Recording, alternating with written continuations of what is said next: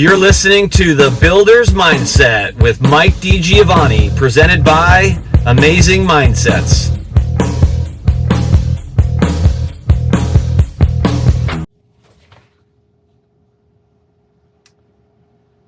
Let me start with a confession. When I study companies like D.R. Horton and Meritage, I'm not just reading earnings reports, I'm decoding the psychology of their operations and how they execute. Because what separates these two builders from everyone else isn't luck and it isn't size. It's how they think about the market when everyone else is frozen. This isn't a fantasy merger episode. It's about what happens when two companies, one built for scale, the other built for speed, start solving the same problem from different angles and they both win. Let's dive in. D.R. Horton's mindset has been and is scale is a weapon. They're not just the largest builder in America. They're the one writing the instruction manual on how to operate through chaos. They and Lennar are setting the playbook. We're going to talk and focus mostly on Horton and Meritage today, but Lennar as well. Completely different in strategy than Horton, but you look at what they do and how they're attacking the market and what the market is doing, how they respond quickly to the market and not just react chaotically. So Horton is writing the instruction manual, or one of them, on how to operate through this chaos we're in right now. They didn't run from affordability, they engineered it to work within their system. 85,000 homes closed in their last fiscal year, which just ended. 72% of them under $400,000. They did that with smaller footprints, tighter plans, and the kind of supply chain control that only comes from repetition. Their community count jumped 13%. That's preparing for more growth in a market that everybody's panicking about. Their gross margins, even after incentives and litigation issues that they had, still held around 20%. That's not hype.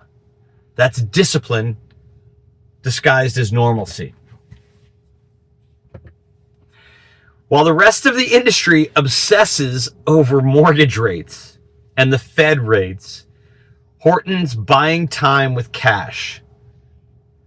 $6.6 billion of liquidity. No major debt due next year. They can flex starts, slow production, or pour gasoline on it. Because they own their cycle. They're writing the rules. That's the real secret. They run their business like a balance sheet, not a bet. And they don't let the industry things and what they don't let what's going on in the industry outside of their control run and manage their business. Now let's talk a bit about the Meritage mindset. Speed as a strategy. Different scale, same sharpness. Now, Meritage does have scale, but their 15-ish thousand closings a year is not the same as Horton's 85. But I will say, when you get over 10,000, you've got a level of scale to work with. And so, but it's then what you do with that scale. And I think Meritage proves an interesting point, because if you go back 3 or 4 years, Meritage was the 7th largest builder in the nation. They're now the 5th. To move 2 spots when you're already in the top 10 up is way harder than losing 2 spots, like a couple builders did. But that is a large mountain to climb, and they've done it partly because of this strategy. So they built an entire business model around certainty, a 100% spec approach. Homes move in ready within 60 days. They turned the biggest consumer fear, will my home close on time, and will my interest rate and payment stay the same because of that, into their greatest marketing weapon. And they also use this as an attack on the resale market, which, as interest rates come down, is going to hedge their bets, in my opinion, almost a little bit better than all the other builders. So what are they doing for speed? Well, one, as we talked about already, they're not selling homes or putting homes up for sale until after they're drywalled, and they've slowly moved into this. Their first thing was no dirt sales. Now they're no sales before drywall.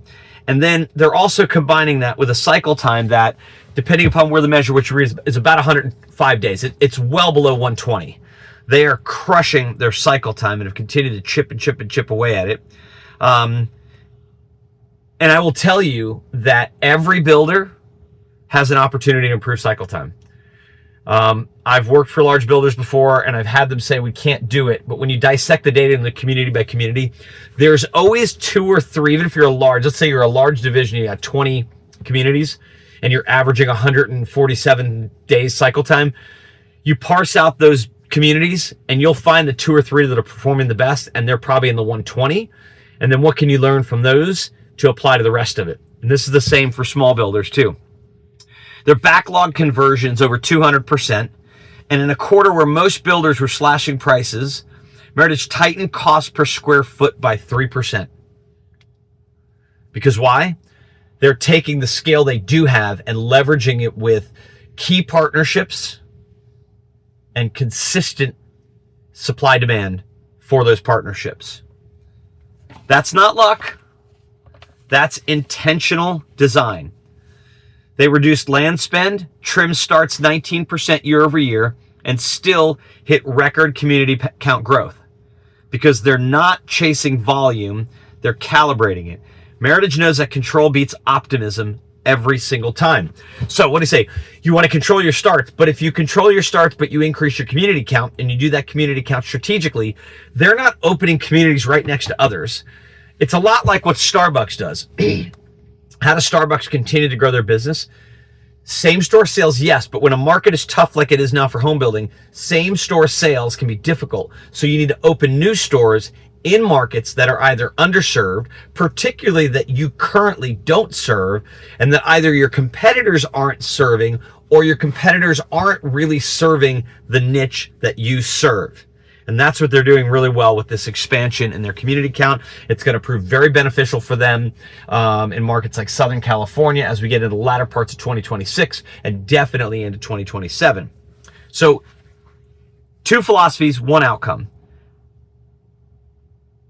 Here's what's fascinating. Horton and Meritage, they look nothing alike on paper, but the results rhyme. In terms of their margins are similar. Their cycle times aren't that far off. Their closings per employee that I just looked at and we haven't released, but are not that far off either. Their revenue per employee, not that far off. They're very, very similar when you look at certain numbers, but when you generally look at like how they go after that, Meritage very centralized, very much more like a Lennar machine. A lot of their decisions are made at the corporate level, pushed all the way down from product usage, plan usage, and also sales structure. Horton is definitely more decentralized. They do have significant leverage and scale on certain large volume purchases, but they do give their divisions a lot of autonomy to operate as long as they get the numbers. So both are leading into affordability. Both are expanding community count while others are retreating or stalling. Both are improving cycle times and protecting margins, not by guessing, but by engineering it. They're working into their strategy and plan. Horton scales the system. Meritage sharpens their system. One's industrial, the other is surgical. And it makes sense. If you're a Horton with 85,000 closings, there's certain things that you can do there, and you don't have to quite move the needle so much to make things happen, and you can let your divisions sort of operate a little bit more autonomously. Whereas if you're a 15,000 unit builder like Meritage, you want to leverage that national supply to get the bang for your buck on that. And so they're both operating a little bit differently, but they are both leveraging the strengths and skill sets they have. They both have great leadership, great bench, and really, really good operators. Somewhere between the two is the playbook that every private builder in America needs to study. They operate with cash. They design for speed and execution. And they price and design for the buyer who actually exists in the market. None of this, our product is designed for our VP of sales and the division president or the owner.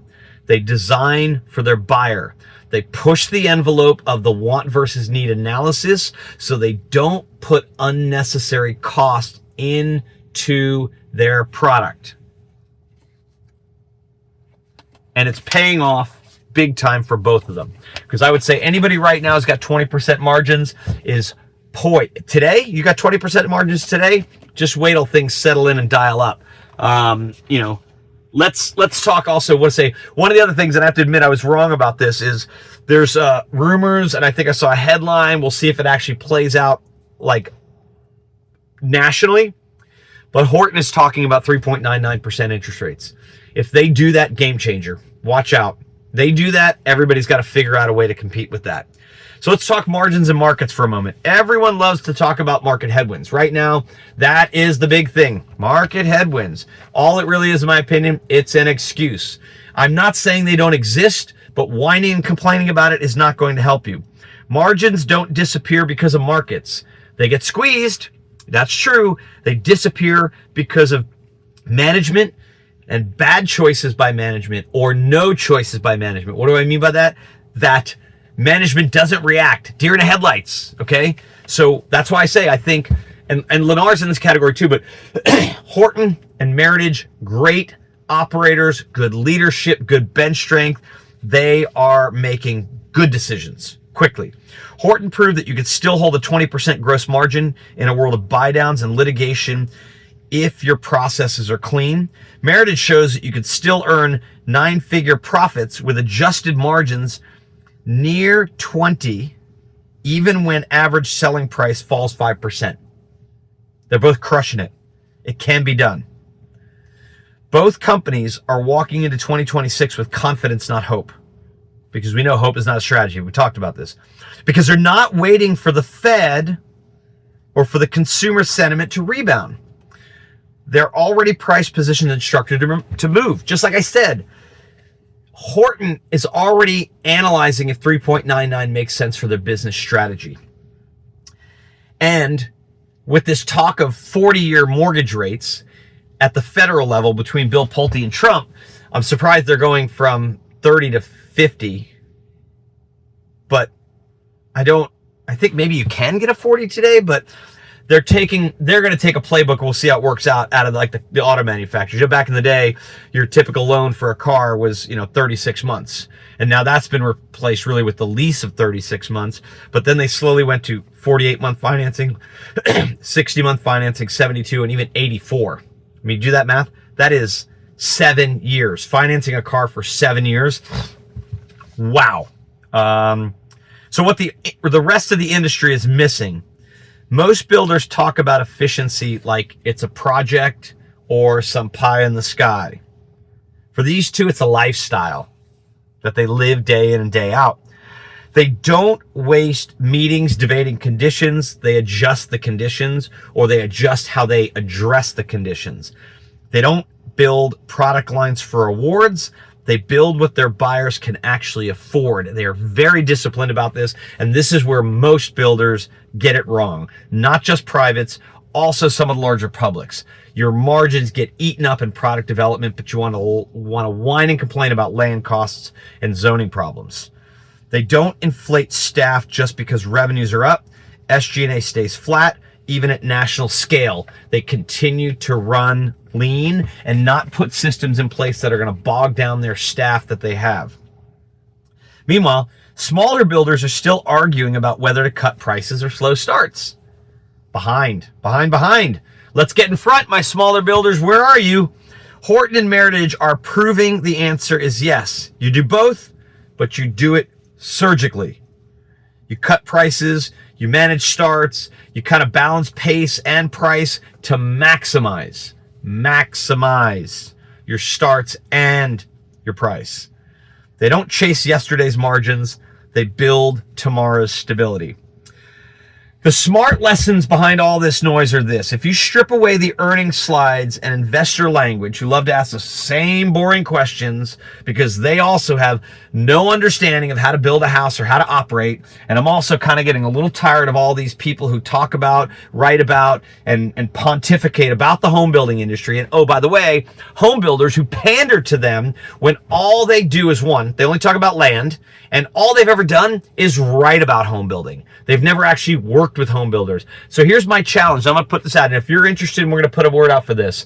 We're going to start bringing home builders onto the podcast. We're talking high-level operators, not land acquisition people, not division presidents, unless they have an operational background, not the entitlement people, which I'm not saying that's not important, but we want to talk to operators who execute on the purchasing side, on the construction side, on the scheduling side, on the quality side to deliver at the price that was put in the pro forma and manage costs.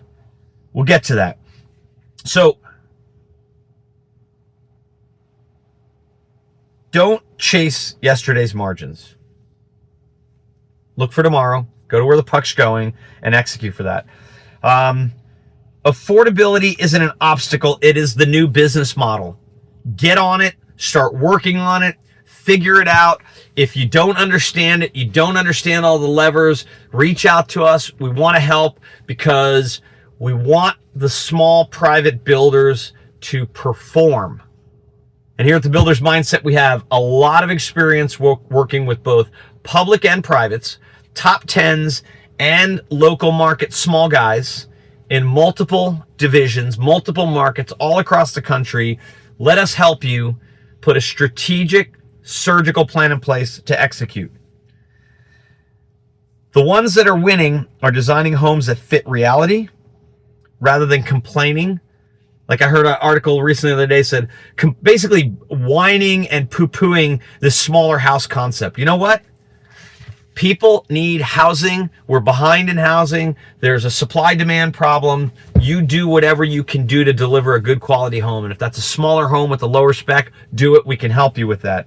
Don't let the naysayers get you detracted from that. All that'll do is eat into your margins and potentially cause that community to be a loser for you.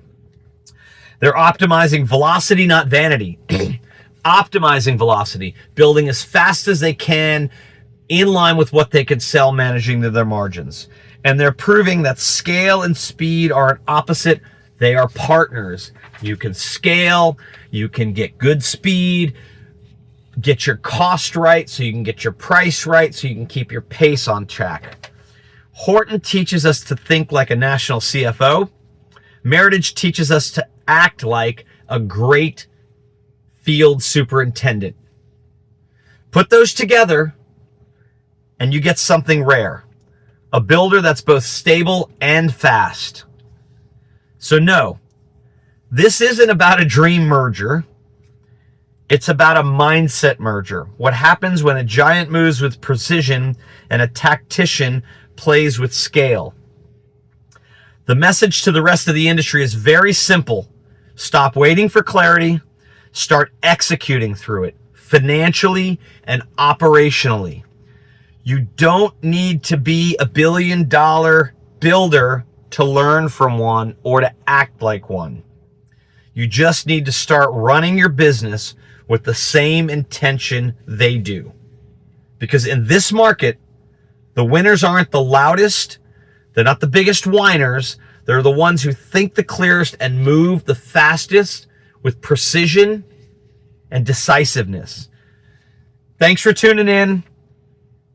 If you're interested in being one of our operational expert guests, reach out. We'd love to have you. This is the Builder's Mindset. Stay sharp, stay focused, and remember, margins aren't made by the market. They're made by how you move inside that market. Have an amazing day.